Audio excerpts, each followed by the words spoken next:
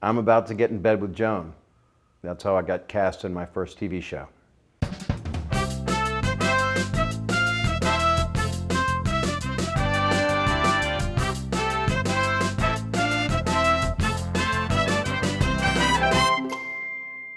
My name is Joan Rivers.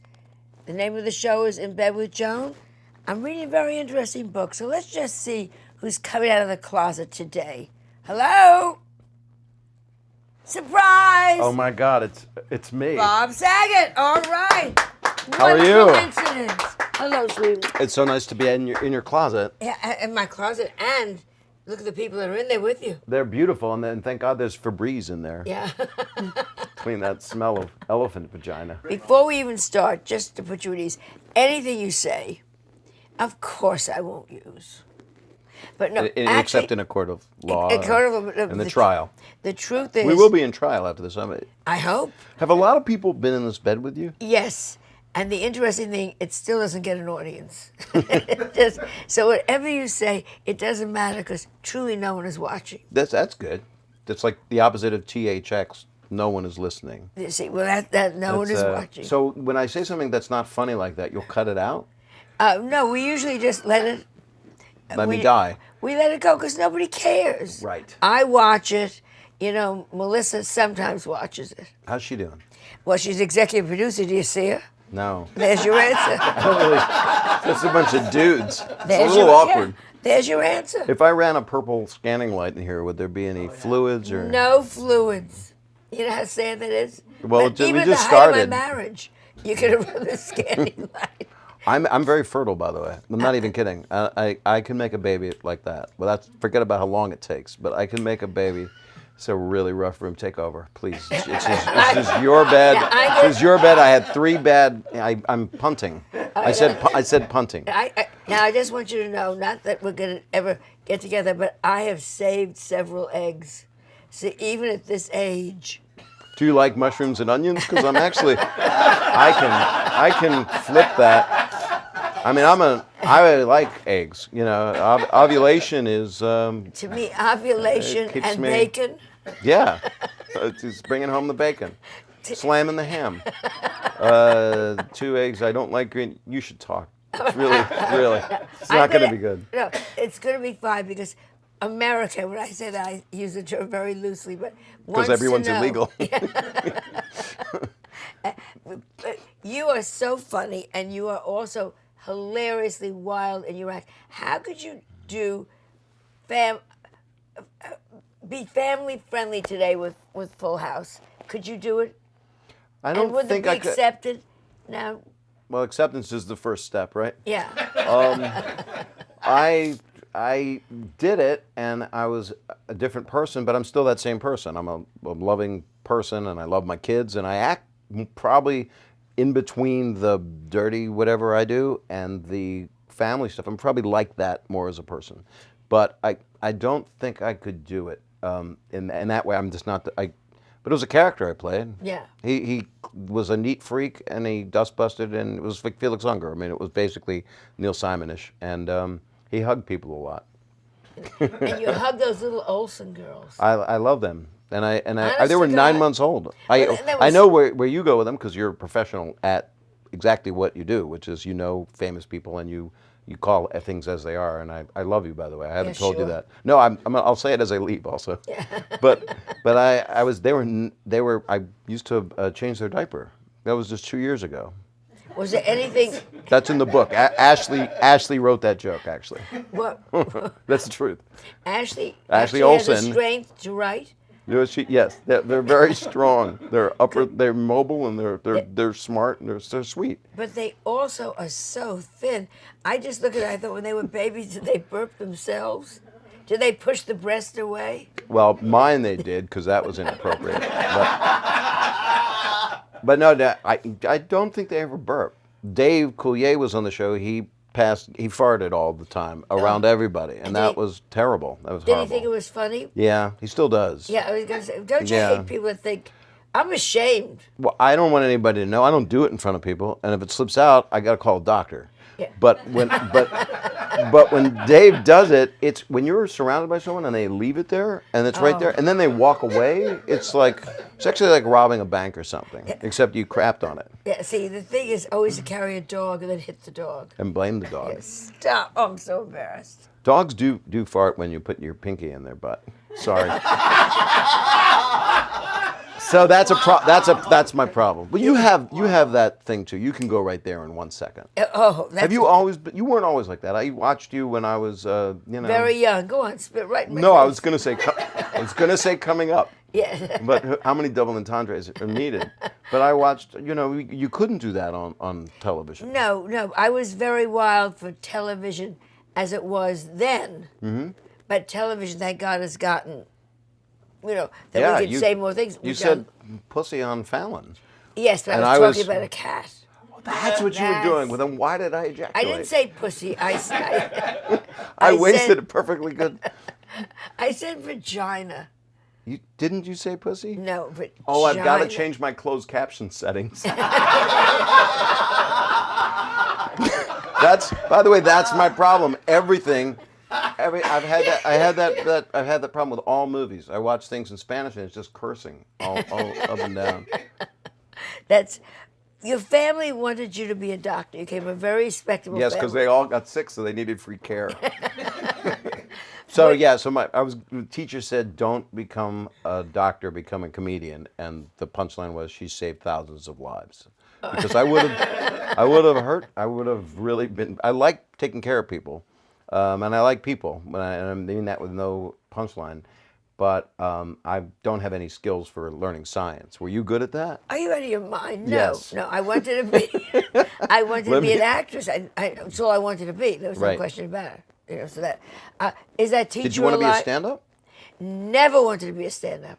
Never. That wanted to be an actress, and someone told me you can make $6 by doing jokes. I thought, well, that's easy. Right. So I went on stage. I stole acts. I stole people's lines off of television. Who was your biggest influence? Lenny Bruce. Who was your biggest influence? I was going to say him, but Did you see him? I didn't. I was starting out in the Village when he was being busted across the street. Right. And he would come over to watch us. And then we would go over to watch him. And you went, of course. Yeah. And yes, there's no question what this man is doing. And nobody has ever touched him. Maybe Richard Pryor. That's what Richard would be my. Richard Pryor. I knew Richard, and that would be the guy that I was. He was the king when I was coming up in 1978. My idol when I was a kid was Chaplin. That's who I loved. Why? He's stupid. Well, I like him because he's Jewish. But I liked him otherwise- because he touched me, but I've never told anyone on camera. No,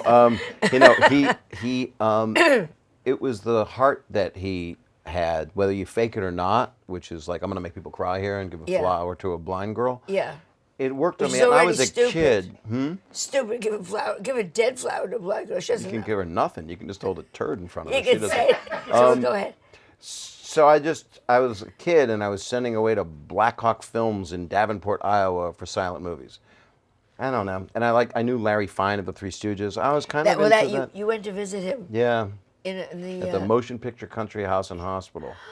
How do you fund that with a name that long? Oh my God. We need money with a muffin.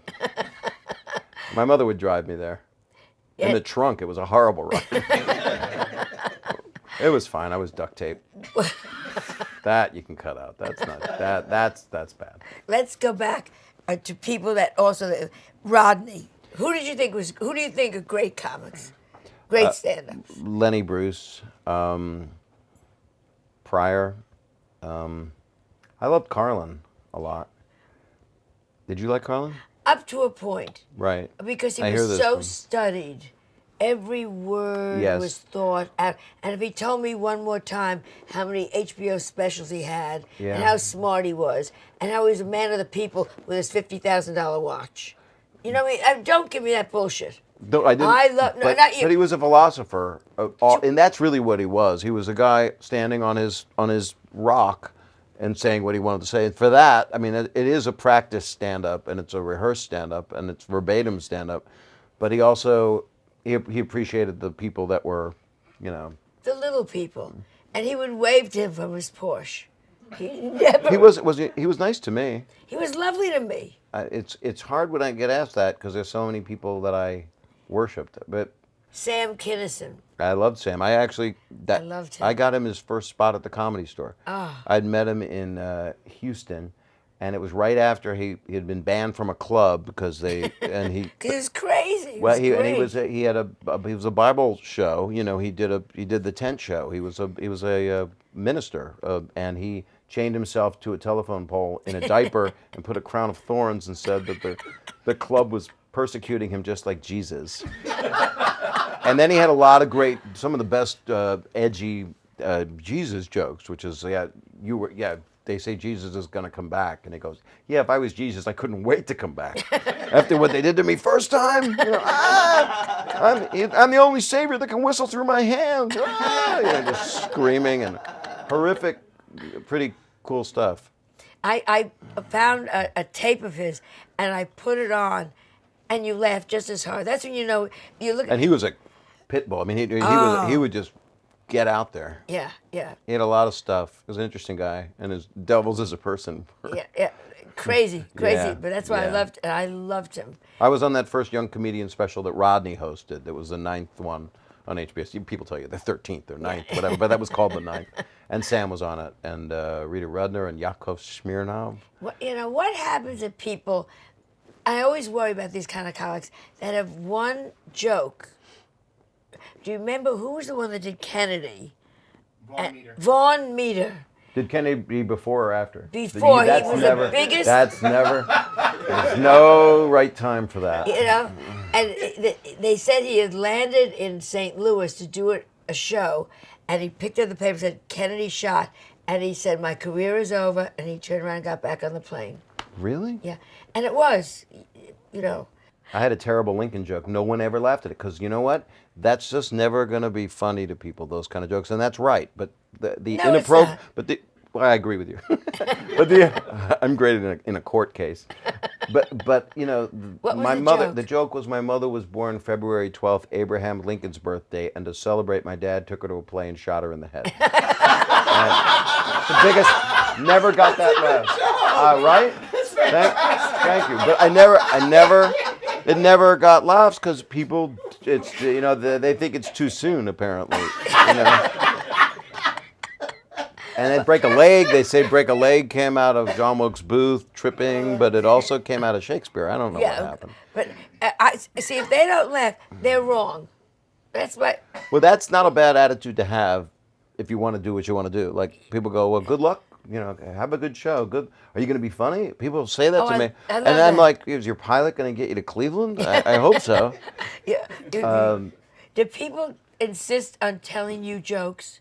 Do they think, oh, here's one you're going to really love? Boy, do they add so many beats. They just they weave it for like, and then the guy says to his boss, and he sits down for this. I'm like, okay, I just don't tell me. I go 1, 2, 3. I take out step 2. I'm exhausted. It's like telling a joke's like a pregnancy test for me. Just tell me. Do you get crazy with political correctness? I get nuts. Lenny Bruce used to start his act by calling everybody in the audience something. Yeah. And that was that. Yeah. Because I feel political correctness is ruining comedy. You can't make any jokes anymore well, about anything. And it goes through phases. Like right now, you can't say a bunch of stuff, and I'm going like, I have 2 jokes that are like that, and it has the R word in it, which is a bad word. I said it. Rape is a bad word apparently. Oh, please. And I had a joke, and I did it on my last special. The joke was I was watching HBO, and it said the following, and I got upset. That said the following program contains rape, and then they ran my special. So that means I'm ruining comedy, and that's okay. That's me making fun of myself, but it's a bad word for people because I don't think about it in that context. You know. Tell me about America's America's Funniest Videos. It used to be America's Funniest Home Videos, and the joke that I have is because when they changed it from AFHV, my joke is there's no cure for that, but they made it America's Funniest Videos. They took out the home. Because so many people lost their homes, they wanted to make people feel better, so they took out the... And people don't laugh at that. People get really upset. They're like, why are you saying that? But that's like, why would you take out the word home? But who watches all the ones that come in? There's some kid they were VHS tapes. They would just put them in the thing and just watch people fall down and get hurt, and then they'd go, "I got a good one." That's what they did, and they got paid like $1. Here's your $1, and then they would just like, "No, this old man really got hurt. Hey, get me the boss." You know? So they watched it. It's now it's like YouTube is that is YouTube. That is YouTube. Yeah. Are you addicted to, where do you think this whole business is going? Because Louis C.K., who I adore. Who is that's actually my favorite comedian right now. Present company in this bed excluded. Yeah, well, except but for us. Louis C.K. he's just I could listen to him talk. Yeah, amazing. And he just does it differently every time. But I love the way he did his stand-up. He didn't put it out on HBO, and he didn't put it out on Comedy Central. He put it onto the internet and had people pay him. I thought that's what you should do. Yeah, he redefined something, and Yeah. then his last one was an HBO event, but then he was able to do the deal, which is you get it into the internet immediately. So he's a good businessman. He's smart as hell, and he edits the show. I did a cameo on Louis. He edits it on his laptop. He edits his own show. He writes it modularly. He doesn't know what the storylines are going to be a lot of times, except for a couple of them. He's a very special stand-up. We have two sections here. One is called I'm Sorry. Right. There's got to be someone that you did something to in life that we are giving you the opportunity to look into the camera Right. and say, like, Harriet Schwartz, I did this to you and I'm sorry. I want to apologize to the Chinese restaurant that I called the Board of Health on because I'm allergic to cats, and so I just had a bad reaction. And it said broccoli and pussy, and you guys actually fed me a cat. So Now, the last thing before we go is we have the reverse of that, which is a section called Sit on It and Rotate. Who is so mean to you? And you can tell them right now what you think.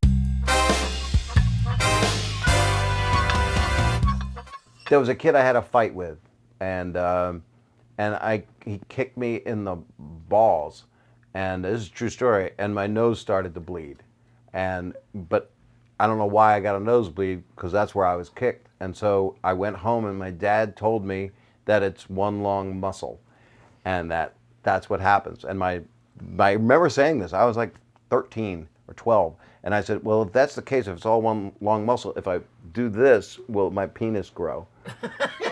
So it was like just like a thing, like a rubber thing that I thought was connected to my body. And my dad laughed, but it was, I was kind of a fruity kid because I was crying and stuff. And damn, sit on and rotate, that kid. Yeah, look where I am now. Yeah, look at me. I'm in bed with Joan, and Yeah. you're probably in prison. You are just wonderful and fabulous and terrific, and I had such a good time with you. And thank you so much. Thank It you. was so great. You're an The angel. I'm best. so happy to be in bed with you. Thank you. Me too. Bob Saget. All right. Thank you. And would you do us the honors and clap us out?